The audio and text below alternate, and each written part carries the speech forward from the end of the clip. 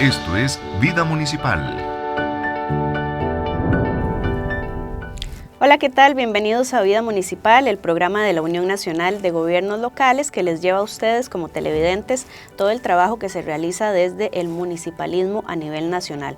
Hoy les tenemos un programa dedicado al análisis de un informe muy importante a nivel país, que es el Estado de la Nación, concentrado específicamente en dos de sus ejes principales, se podría decir, el social y el económico. Y vamos, por supuesto, a redireccionarlo al tema municipal. Para esto me acompañan dos invitados muy especiales, don Leonardo Merino, él es el coordinador de investigación del Estado de la Nación. Bienvenido, don Leonardo. Muchísimas gracias por la invitación y saludos a todas las personas. No, muchas gracias por estar aquí con nosotros en Vida Municipal. Y Margarita Torres, quien es también encargada de coordinación de proyectos de la Unión Nacional de Gobiernos Locales. Bienvenida, Margarita. Muchísimas gracias por la invitación, un honor compartir este espacio con don Leonardo y por supuesto con vos, Angie. Muchas gracias. Entonces, ¿qué les parece si vamos primero a ver una información que nos explica un poco el contexto social a nivel municipal en nuestro país? El territorio nacional se divide en 82 cantones, cada uno con su municipalidad. Además, en 8 distritos que están alejados de la cabecera de su cantón. Existen consejos municipales de distrito que funcionan como pequeñas municipalidades para sus territorios. En Costa Rica hay más de 300 instituciones públicas. De estas instituciones, los 82 gobiernos locales representan aproximadamente el 28%. Sin embargo, los municipios administran pocos recursos en comparación con la responsabilidad que tienen a cargo. Según un estudio de 2016 de la Organización para el Desarrollo y la Cooperación Económica, OCDE, en el mundo el porcentaje promedio de los presupuestos públicos que son administrados por los gobiernos subnacionales es de 24%. En Costa Rica, todas las municipalidades juntas apenas administran el 2.3% del total de los presupuestos públicos, lo cual es insuficiente para administrar todo el territorio. Somos uno de los países más centralizados del mundo. A pesar de que Costa Rica es uno de los países más centralizados del mundo y las municipalidades cuentan con un porcentaje bajo de presupuesto público para ejecutar, en el último informe del Estado de la Nación se demuestra que la inversión social hecha por las municipalidades casi se ha duplicado en los últimos 12 años. Para el 2018 fue de poco menos de 140.000 millones de colones. Esto incluye inversión en servicios comunitarios y de vivienda, deporte, cultura, recreación, seguridad comunitaria, atención de emergencias, educación y salud. De hecho, la inversión social municipal iguala al 33% de lo que invierte el gobierno central en combatir la pobreza. Muy bien, y después de ese contexto entramos ya en materia, don Leonardo. Tal vez sería importante conocer de qué forma se llegaron a las conclusiones de este informe presentado en el área social y cuáles son justamente esas conclusiones más relevantes en el tema municipal. Sí, bueno, el Estado de la Nación, que es un esfuerzo público que hacen las universidades públicas, pues tiene varios años de tratar de entender un poquito cómo abordar los grandes desafíos nacionales que hemos señalado ya por 25 años en el país. Y una de las cosas más relevantes que se ha encontrado es la importancia de entender que hay que atacar las brechas territoriales que tiene este país, ¿verdad? Porque muchas veces las políticas de fomento a la productividad o de inversión social o de educación o de salud tienen como una visión nacional, de promedios nacionales, y no diferencian, no hacen particular lo que sucede en la comunidad, en la vida de las personas, ¿no? en el contexto en el que viven. Y tratar de abordar eso es algo que el Estado de la Nación ha tratado de de entender con nuevas herramientas de información. Una de ellas fue que en un contexto de restricción fiscal, una de las grandes preocupaciones es la importancia de no renunciar a invertir en la gente en Costa Rica. Es algo que hicimos en los años 80 como país, un error estratégico terrible que hemos pagado por varias décadas, sobre todo con la falta de educación que tiene una parte de la educación de la gente que está trabajando hoy. Pero invertir en las personas es algo que generalmente le atribuimos al gobierno central. Y resulta que las municipalidades son un actor desaprovechado quizás porque tiene un marco legal que le permite hacer inversión social.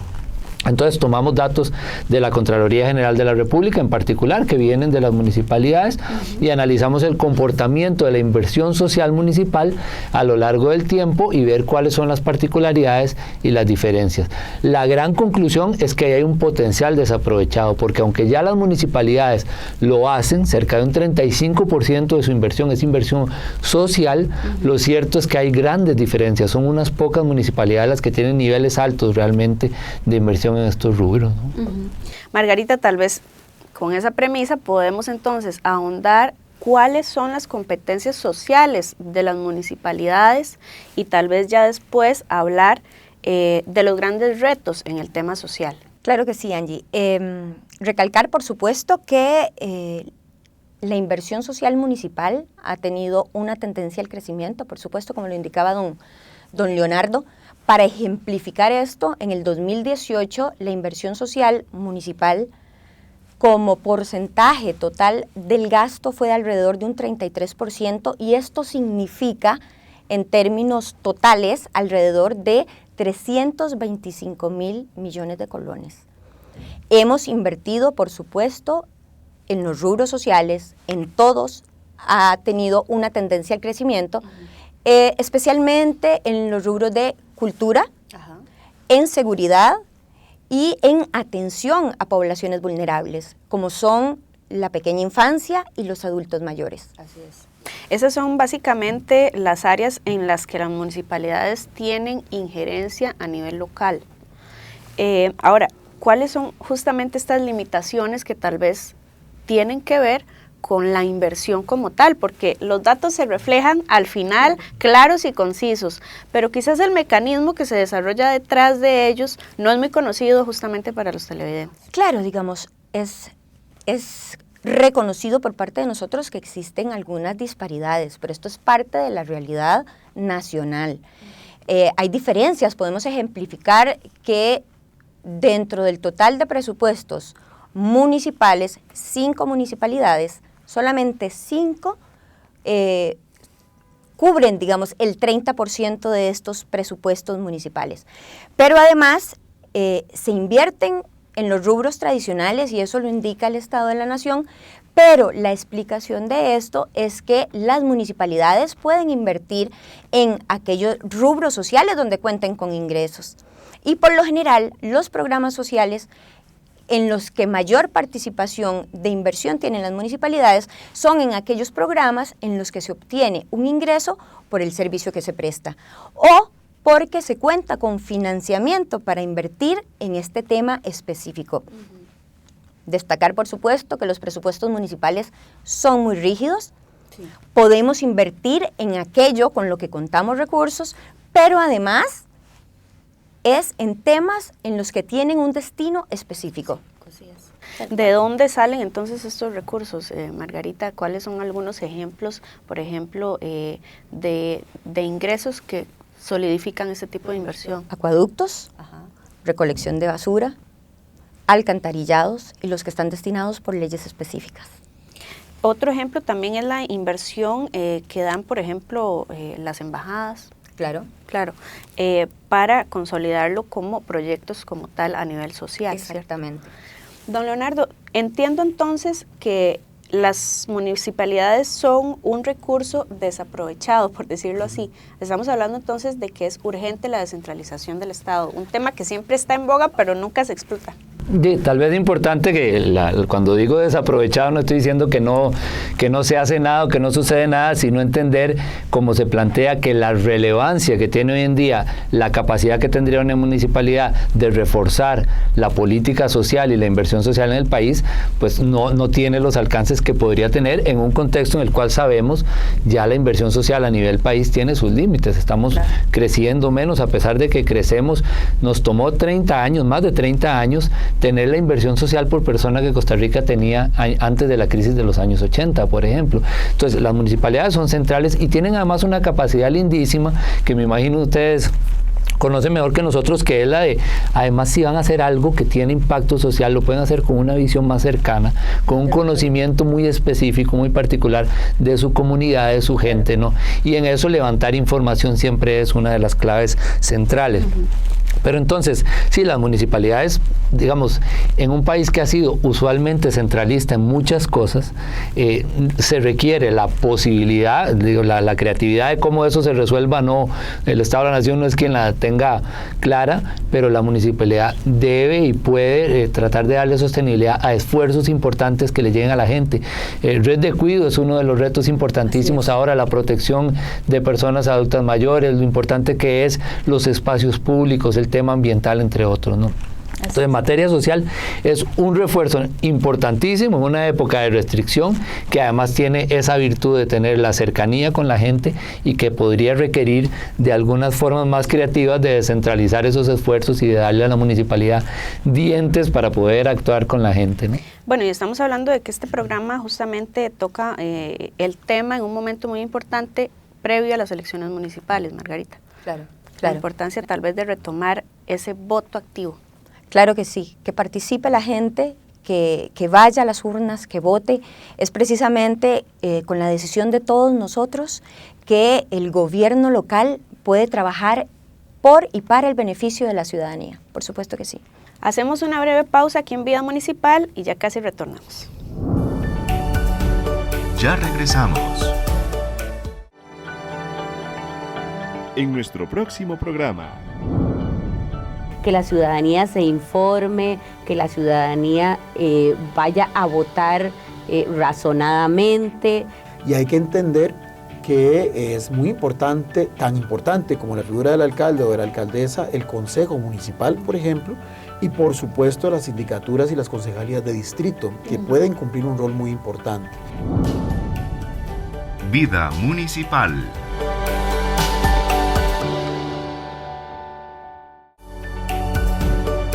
Continuamos. Muchas gracias por continuar aquí en Vida Municipal. Estamos, como saben, haciendo un repaso acerca del informe del Estado de la Nación, específicamente en los temas social y económico concentrado en el área municipal. Antes de continuar con la entrevista con don Leonardo y con Margarita, vamos a presentarles una información sobre el eje económico, precisamente concentrado en el tema de las municipalidades. El Estado de la Nación ha buscado analizar la realidad económica desde una perspectiva más local. Con información del Banco Central, midió un conjunto de variables como porcentaje de empresas exportadoras, empresas extranjeras, generación de puestos de trabajo, entre otras. En el mapa encontramos 12 cantones con alto desempeño en estas mediciones, todos del GAM, menos San Carlos, y 12 con desempeño promedio. Las municipalidades tienen a su cargo temas muy importantes para el desarrollo económico, como las patentes comerciales, los permisos de construcción, los usos de suelo, en algunos casos el servicio de agua y la red vial cantonal. La red vial del país se divide en cantonal y nacional. Las municipalidades tienen a su cargo 82 kilómetros de cada 100 y el CONAVI apenas 18. Sin embargo, el problema son los pocos recursos con los que se cuentan para atender la red vial. Se cree que el impuesto a los combustibles se usa solo para arreglar caminos, pero lo cierto es que más de un 50% se va a la caja única del gobierno central para todo tipo de gastos. El CONAVI recibe alrededor de un 22%, prácticamente lo mismo que las 82 municipalidades juntas, No obstante, las municipalidades tienen a cargo 36.700 kilómetros, mientras que CONAVI solo administra aproximadamente 8.000 kilómetros. Según el Laboratorio Nacional de Materiales, la NAME, de la UCR, construir un kilómetro nuevo de carretera en asfalto, con las obras de servicio correspondientes, cuesta 410 millones de colones, mientras que rehabilitar un kilómetro cuesta 74 millones de colones, y darle mantenimiento a ese kilómetro ronda los 45 millones de colones. Del impuesto a los combustibles, rebajando un porcentaje para gasto administrativo, las municipalidades en conjunto reciben menos de 2 millones de colones por kilómetro. Al comparar los costos contra los ingresos, está claro que los recursos que reciben los gobiernos locales son insuficientes para alcanzar los resultados que requiere el país. Después de ver esta nota, don Leonardo, ¿cuáles serían justamente esas estadísticas y conclusiones a las que llega el área económica del Estado de la Nación en este informe? Bueno, en materia municipal es importantísimo entender que siempre nos ha faltado mucha información, porque en este país no existe PIB regional, PIB cantonal. Hay algunas aproximaciones a la actividad económica que se hacen para sacar algunos índices de desarrollo cantonal, pero siempre con la debilidad de que conocer el nivel de actividad económica es difícil. Ahora tenemos una fuente nueva, interesante de información, que es el registro de variables económicas del Banco Central, que lo que hace es medir la actividad de la empresa privada. Aún así, es una fuente limitada. Para decir yo cuál es la economía de un cantón no nos da demasiada información, porque solo toma en cuenta la empresa privada y además con cierto grado de formalidad. La informalidad, que puede rondar un 40% de la actividad económica, a veces no está considerada, ni la actividad pública y otras. Sin embargo, es una buena apreciación, nos permite por lo menos entender varias cosas.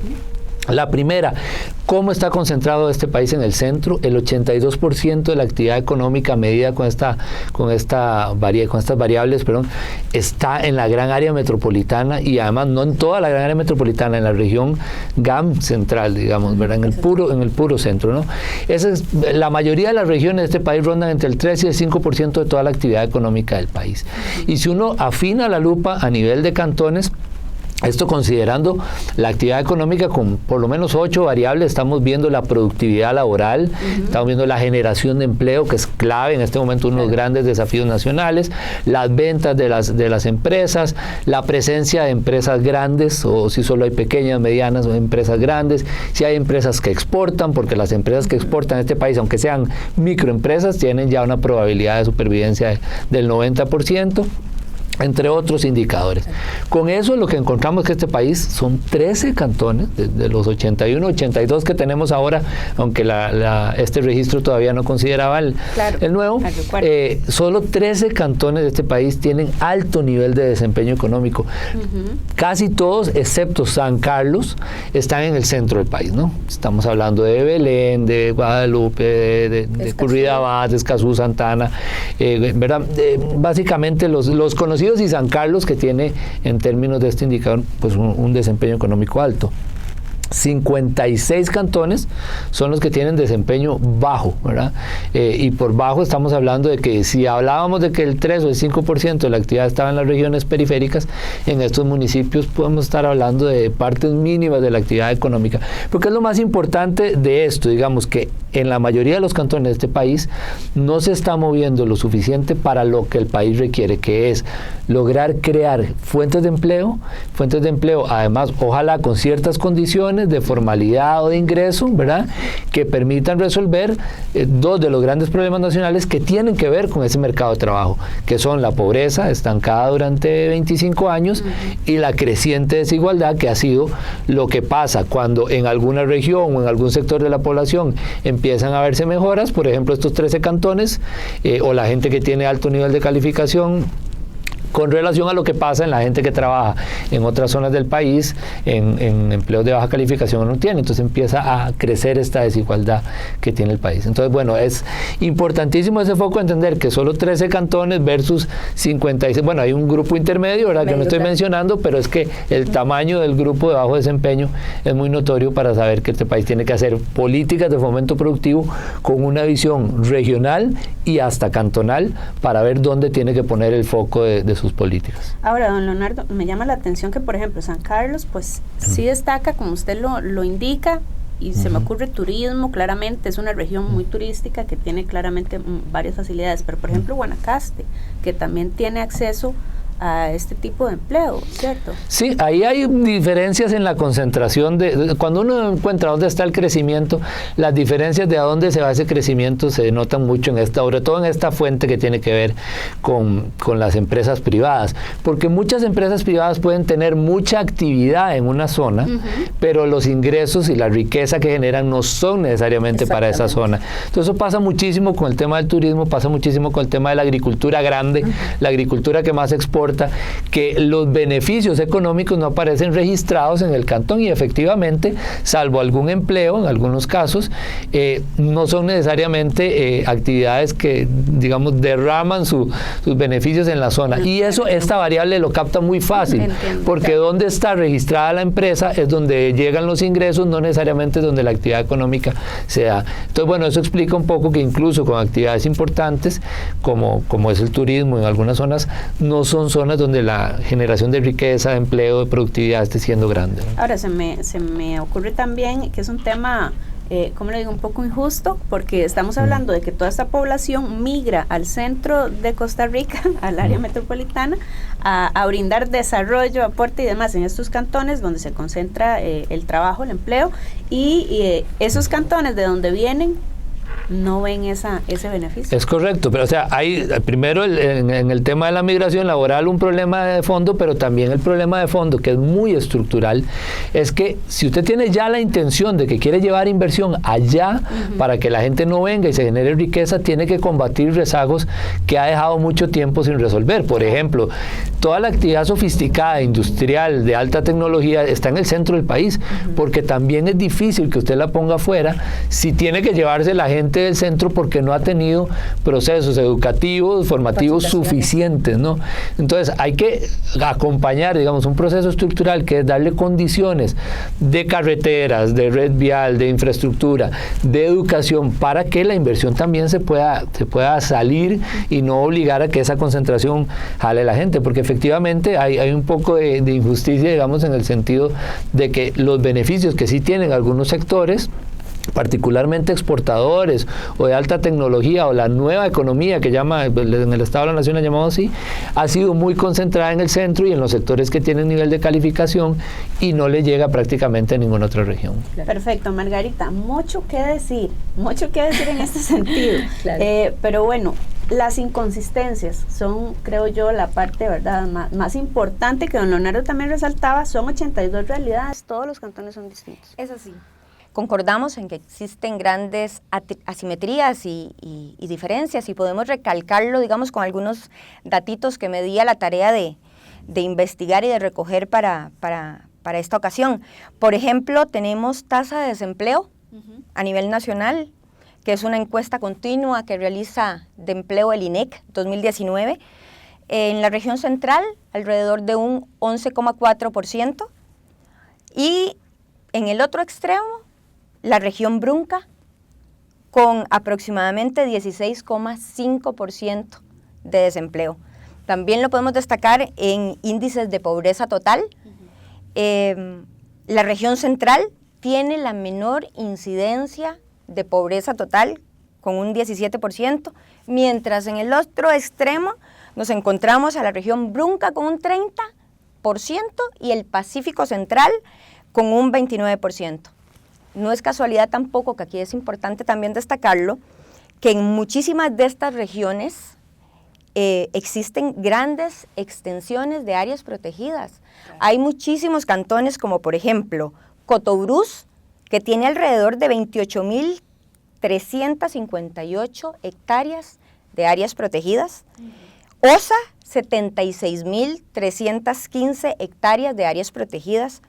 Entonces, a veces nos parece que es injusto que quienes resguardan nuestra riqueza ecológica tengan que estar rezagados en temas de desarrollo económico. Se limitan grandemente. Es así. Y para retomar también, como lo decía la nota, el tema de lo que es calidad de vías, en el índice de competitividad global nos encontramos en la posición 119 a nivel mundial, en una pésima posición. Si no invertimos recursos económicos para mejorar nuestra infraestructura vial, no vamos a cerrar esa brecha, ese rezago en el cual nos encontramos. Con respecto a los porcentajes que nosotros recibimos del impuesto al combustible, es importante destacar, como lo decía la nota, que los municipios cuentan con alrededor de un 82% de la red vial. El CONAVI cuenta con un 18% de administración y recibimos recursos en porcentajes muy similares. Margarita, ¿qué te parece si dejamos esta importante información para el capítulo que viene a continuación, después de la pausa, y venimos con unas conclusiones importantes? Claro que sí. Ya regresamos. En nuestro próximo programa. Que la ciudadanía se informe, que la ciudadanía vaya a votar razonadamente. Y hay que entender que es muy importante, tan importante como la figura del alcalde o de la alcaldesa, el consejo municipal, por ejemplo, y por supuesto las sindicaturas y las concejalías de distrito, que pueden cumplir un rol muy importante. Vida municipal.